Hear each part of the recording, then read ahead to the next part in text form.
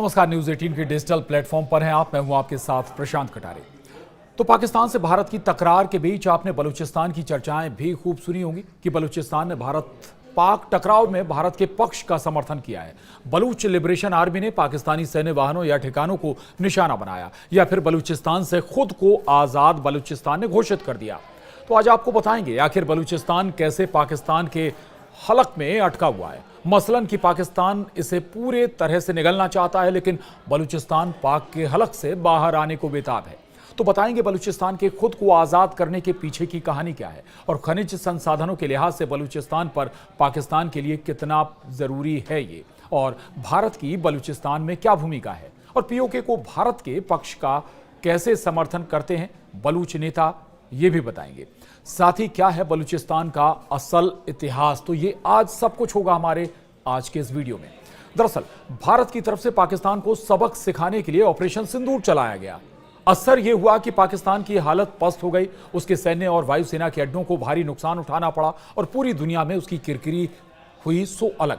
लेकिन इसके बाद भी पाकिस्तान अपनी नाकामी को छिपाने के लिए लगातार झूठ पर झूठ बोलकर दुनिया के सामने अपना मुंह मियां मिट्ठू बना हुआ है। पाकिस्तान के जनरल से लेकर पाकिस्तान के प्रधानमंत्री शहबाज शरीफ तक अपनी फौज की शान में शेखी बघारने का कोई मौका नहीं चूक रहे। लेकिन दूसरी तरफ पाकिस्तान में भीतर ही भीतर हालात कितने नाजुक होते जा रहे हैं, उसे महज इस बात से समझा जा सकता है कि खुद पाकिस्तान में ही वहां के भूभाग का 44% हिस्सा, यानी लगभग जर्मनी देश के भूभाग के बराबर, लेकिन यहां के लोग खुद को पाकिस्तान का मानते ही नहीं हैं। हम बात कर रहे हैं किसी दौर में कलात रीजन कहलाने वाले आज के बलूचिस्तान की। बलूचिस्तान वो इलाका जिसकी आबादी 1.5 करोड़ है, लेकिन यह पाकिस्तान का सबसे बड़ा राज्य है, जिसकी सीमा अफगानिस्तान और ईरान दोनों से लगती है। सामरिक नजरिए से देखा जाए तो बलूचिस्तान पाकिस्तान का सबसे अहम इलाका भी है। इतना ही नहीं, बलूचिस्तान कहने को टेरेंस वाला इलाका यानी पहाड़ी इलाका कहा जाता है, लेकिन इसकी अहमियत का अंदाजा इसी बात से लगाया जा सकता है कि तेल, तांबा, सोना, गैस लाइन, कई दूसरी खदानें यहां पर भरपूर मात्रा में, और यही कारण है कि पाकिस्तान इन्हीं संसाधनों का दोहन करके अपनी जरूरतों को पूरा करता आया है। हालांकि इतना सब होने के बाद भी यहां के लोगों का हक उन्हें 1947 के बाद से आज तक नहीं मिल पाया है।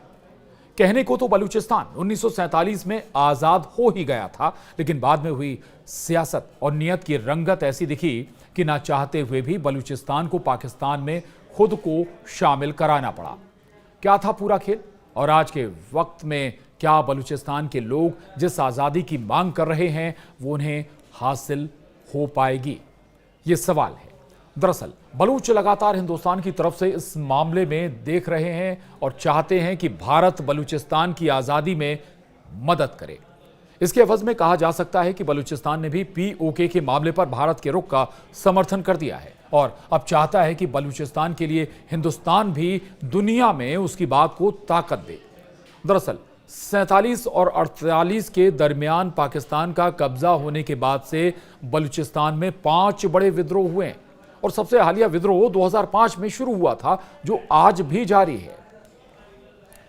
तो बलूचिस्तान में तेल, सोना, तांबा और दूसरी तरह के खनिज पदार्थों से ये पूरा क्षेत्र भरा हुआ है। इन संसाधनों का इस्तेमाल पाकिस्तान अपनी जरूरतों के लिए लगातार करता आ रहा है, लेकिन बावजूद ये पूरा इलाका बेहद पिछड़ा हुआ है, और इसलिए बलूचिस्तान में पाकिस्तान के खिलाफ नफरत बेहिसाब है। और जब बलूचिस्तान पर पाकिस्तान का कब्जा हुआ, तब से अब तक बलूचिस्तान में 5 बड़े विद्रोह हो चुके हैं। और आपको बता दें, पाकिस्तान के कब्जे वाले बलूचिस्तान में बलूच लोग सड़कों पर हैं, और ये उनका राष्ट्रीय फैसला है कि बलूचिस्तान पाकिस्तान नहीं है और दुनिया अब और मूक दर्शक नहीं रह सकती। बलूच नेता मीर यार बलूच ने बुधवार को क्षेत्र में दशकों से हो रही हिंसा, जबरन गायब किए जाने और मानवाधिकारों के उल्लंघन का हवाला देते हुए पाकिस्तान से आज़ादी की घोषणा की। और एक्स पर एक पोस्ट में उन्होंने कहा कि बलूचिस्तान के लोगों ने अपना राष्ट्रीय फैसला दे दिया है और दुनिया को अब चुप नहीं रहना चाहिए। मीर यार ने लिखा कि तुम मारोगे, हम निकलेंगे, हम नस्ल बचाने के लिए निकलेंगे, आओ हमारा साथ दो। उन्होंने भारत और ग्लोबल समुदाय से बलूचिस्तान की आजादी के लिए मान्यता और समर्थन भी मांगा है। उन्होंने भारतीय नागरिकों, खासतौर पर मीडिया, यूट्यूबर्स और बुद्धिजीवियों से बलूचों को पाकिस्तान के अपने लोग कहने से बचने का आग्रह किया, यानी कि अब बलूचों को पाकिस्तान के अपने लोग ना कहा जाए, ये आग्रह है उनका। अपने ट्वीट में उन्होंने कहा कि प्रिय भारतीय देशभक्त मीडिया, यूट्यूब साथियों, भारत की रक्षा के लिए लड़ने वाले बुद्धिजीवियों को सुझाव दिया जाता है कि वे बलूचों को पाकिस्तान के अपने लोग ना कहें। हम पाकिस्तानी नहीं हैं, हम बलूचिस्तानी हैं। पाकिस्तान के अपने लोग पंजाबी हैं, जिन्होंने कभी हवाई बमबारी, जबरन गायब किए जाने और नरसंहार का सामना नहीं किया। उन्होंने बताया कि बलूचिस्तान में लंबे समय से गंभीर मानवाधिकार के उल्लंघन हुए हैं। इनमें जबरन गायब कर दिया जाना, हत्याएं, असहमति को दबाना शामिल है। पाकिस्तानी सुरक्षा बलों और सशस्त्र समूहों दोनों पर दुर्व्यवहार के आरोप भी उन्होंने लगाए। और चल रहे संघर्ष में नागरिक अक्सर पीड़ित होते हैं। उन्होंने ये भी कहा कि बलूचिस्तान को विदेशी ताकतों की मदद से जबरन बलूचिस्तान पर कब्जा किया गया था। बलूच नेता ये भी कहते हैं कि पाकिस्तान पीओके भारत के लिए छोड़ दे, यानी पीओके पर बलूच नेता भारत का समर्थन करते हैं, पाकिस्तान से कहते हैं कि वो भारत के लिए पीओके खाली कर दे। मीर यार बलूच ने पाकिस्तान के कब्जे वाले जम्मू कश्मीर पीओके पर भारत के रुख का पूरा समर्थन किया। उन्होंने अंतर्राष्ट्रीय समुदाय से पाकिस्तान पर इस क्षेत्र को खाली करने के लिए दबाव बनाने का आग्रह भी किया। मीर यार ने कहा कि बलूचिस्तान भारत द्वारा पाकिस्तान को पीओके खाली करने के लिए कहने के फैसले का पूरा समर्थन करता है। अंतर्राष्ट्रीय समुदाय को पाकिस्तान से आग्रह करना चाहिए कि वो ढाका में अपने 93,000 सैन्य कर्मियों के आत्मसमर्पण के एक और अपमान से बचने के लिए तुरंत पीओके छोड़ दे। यानी मीर यार ये भी कहते हैं कि जो ढाका में हुआ था, ऐसा ना हो कि पीओके में पाकिस्तान के साथ फिर वही हालात बने। वहीं भारत और पाकिस्तानी सेना को हराने में यह भी दावा किया उन्होंने कि भारत पाकिस्तानी सेना को हराने में पूरी तरह से सक्षम है और अगर पाकिस्तान ने कोई ध्यान नहीं दिया तो केवल पाकिस्तानी लालची सेना जनरलों को ही रक्तपात के लिए जिम्मेदार ठहराया जाना चाहिए, क्योंकि इस्लामाबाद पीओके के लोगों को मानव ढाल के रूप में इस्तेमाल कर रहा है। उन्होंने बलूचिस्तान की स्वतंत्रता के लिए भारत और वैश्विक समुदाय से मान्यता और समर्थन का आह्वान भी किया। बलूचिस्तान की आज़ादी के लिए लड़ रहे बीएलए यानी बलूच लिबरेशन आर्मी की बात भी अब करेंगे। बलूच लिबरेशन आर्मी बीएलए एक संगठन है जो पाकिस्तान के बलूचिस्तान प्रांत की स्वतंत्रता के लिए लड़ रहा है। इसकी स्थापना लगभग 2000 के दशक की शुरुआत में हुई और इसे कई देशों द्वारा आतंकी संगठन भी घोषित कर दिया गया।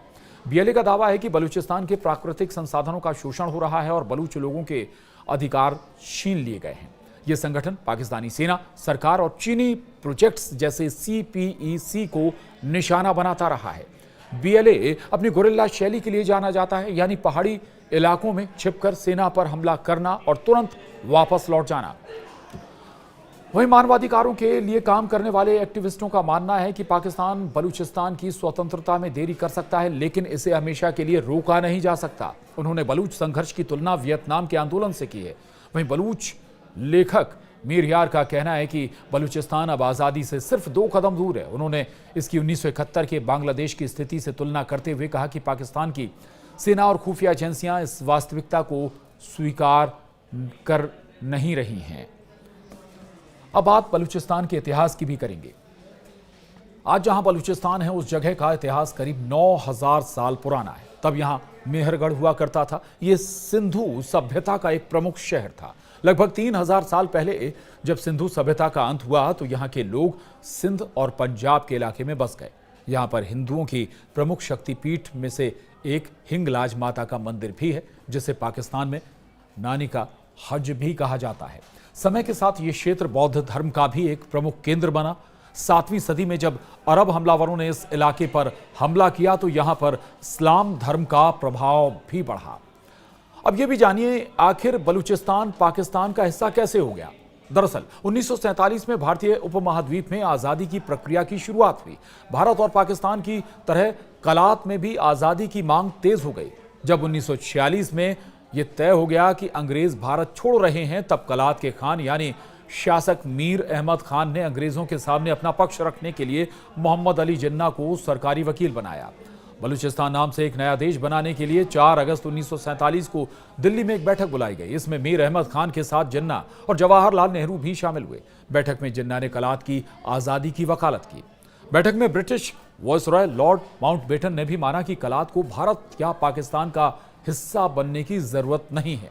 तब जिन्ना ने ही यह सुझाव दिया कि 4 जिलों कलात, खरान, लासबेला और मकरान को मिलाकर एक आज़ाद बलूचिस्तान बनाया जाए।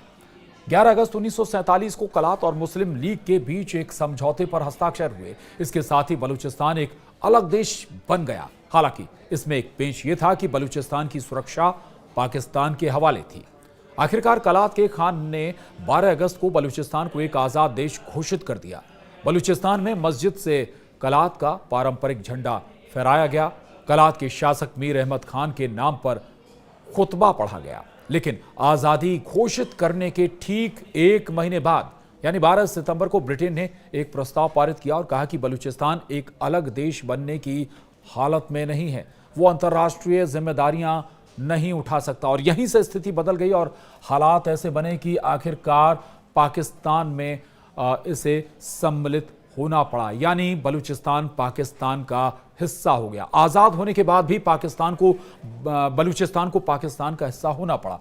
लेकिन एक बार फिर मांग उठ रही है। बलूचिस्तान के जो नेता हैं वो खुद को स्वतंत्र घोषित कर रहे हैं और पाकिस्तान से आजाद होने की गुहार भी लगा रहे हैं। विश्व समुदाय से मांग भी कर रहे हैं, मदद की गुहार भी लगा रहे हैं। भारत से भी लगातार ये मांग हो रही है और भारत भले ही बैकडोर से बलूचिस्तान का समर्थन करता रहा हो, लेकिन वक्त हो सकता है बदले और बलूचिस्तान पाकिस्तान को एक झटका देने का जरिया भी बन सकता है। यानी 44% हिस्सा जो पाकिस्तान का बलूचिस्तान में आता है उसे तोड़ने का वक्त हो सकता है बहुत जल्दी आ भी जाए। आज के लिए इतना ही। नमस्कार।